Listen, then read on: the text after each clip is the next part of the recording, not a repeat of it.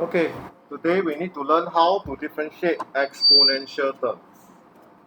Okay, take note. I'll just summarize very quickly. Alright, to me, you just need to copy and differentiate the power term. That's all. This is the key step. Alright, this is the key step. So you may want to write this down. Okay, you don't understand, I'll explain in a short while. We have to differentiate each of the following with respect to x. Let's take a look at part A. Okay, A has not been defined yet, so I make it equal to y first. So if I want to differentiate for exponential term, please copy the whole thing. What is the power term you can see here? 5x, am I right? What do you get when we differentiate 5x? 5. So I multiply by 5. Alright, 5 times 3. So basically, just copy the exponential term, differentiate the power term, and whatever you differentiate, bring it in front. And that will be your final answer. Wichong, how to do part B? What do you do first? Copy the whole thing first. What is the power term here? So when you differentiate 5 minus 2x, what will you get? Okay, negative 2. Please remember to put a bracket and put it in front. Of course, after that, multiply the negative 2 to 2 to get our final answer. Alright? Just one part C, what do you do first? Okay, copy the whole exponential term first. Let's be careful. Okay, but the exponential term looks a bit complicated, am I right? Don't worry, do our normal differentiation. Just 3x squared minus 5x, what do you get? 6x minus 5. Okay, even if you don't want to write in front, I can put a bracket, I can put behind. So 6x minus 5. But if I put my answer this way, is it correct? You must put a bracket.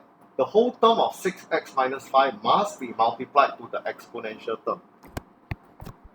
That's it. Okay? So when we differentiate the power term, you get 6x minus 5.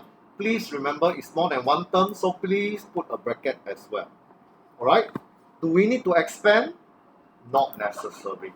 Alright? Not necessary.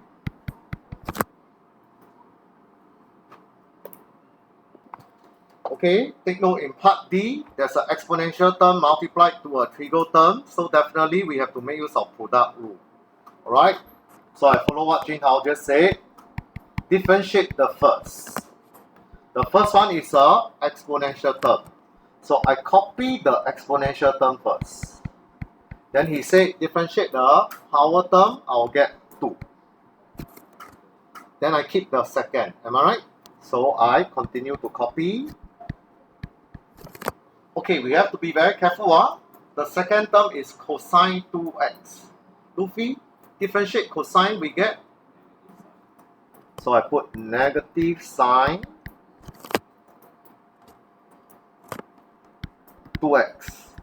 Okay, this is the part where some of you all make mistake during the WA1. Is it good to just write negative sine 2x?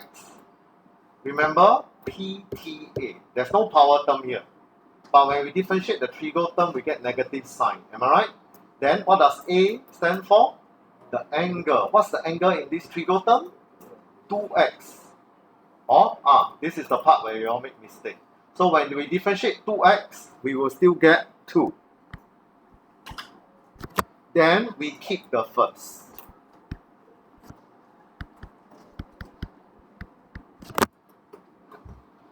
If this is just a differentiation question, this is okay. Alright?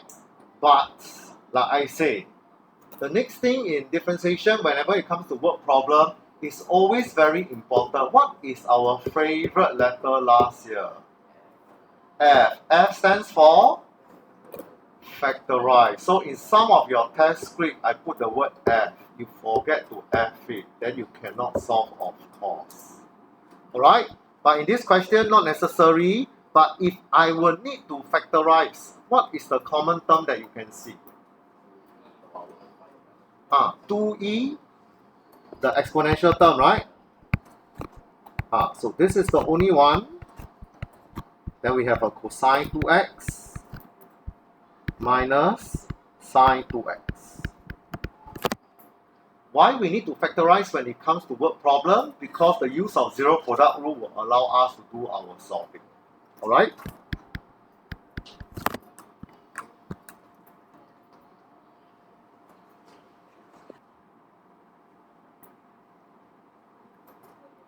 Okay, so in part E, we have to use quotient rule, right?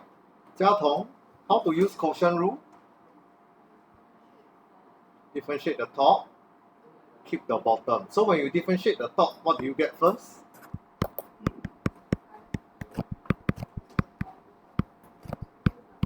Okay, thank you. Then keep the bottom, right? So please remember to put in bracket.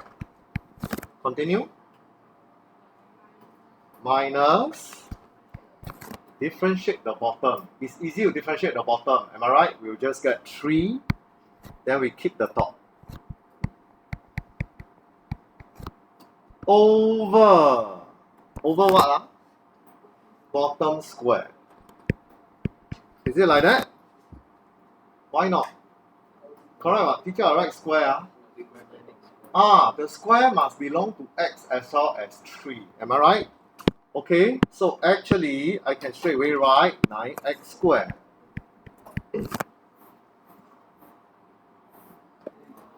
Okay, so it's very obvious, like what Ke-en say. They have the same base. Both are actually exponential terms. So, in fact, the one at the bottom can be written as power 1. So, if I were to simplify, Ke-en also mentioned, this is 1 over 6. So let me write down 1 over 6. Division of same base. What do you do to the power? Division of same base. What do you do to the power? Minus. That's why Ke-en also mentioned 4 minus x cubed minus 1 will give us 3 minus x cubed. Then it becomes very easy to differentiate already. Am I right? Okay, can I give you 10 seconds to differentiate this? So I'll just do a quick one for part F. Finding the first derivative, I just copy everything first because we are differentiating trigo term. After that, I need to differentiate the power, right? So if I would differentiate the power, Adrian, what will we get? Negative 3. Negative 3x squared. But remember, let's reduce to lowest term. So if I were to write out everything, negative half x squared e to the power of 3 minus x cubed. Alright, if I were to simplify it. Alright.